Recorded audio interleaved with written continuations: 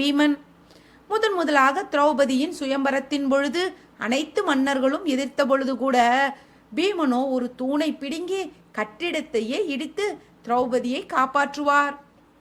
திரௌபதி பகடை ஆட்டத்தின் பொழுது துச்சாதனன் மற்றும் துரியோதனனால் வேதனைக்கு உள்ளாகும் பொழுது அனைவர் முன்னிலையிலும் வீர சபதமேற்று வெகுண்டு எழுந்தவன் பீமன்.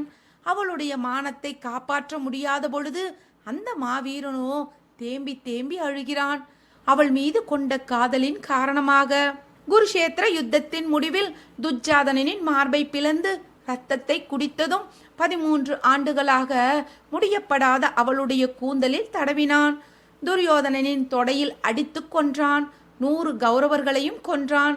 எல்லாமே திரௌபதிக்கு ஏற்பட்ட அவமானத்திற்கு பழிவாங்கத்தானே. 12 வருட வனவாசத்தின் பொழுது தரையே தொடாத அவளுடைய பாதங்களோ சிவந்த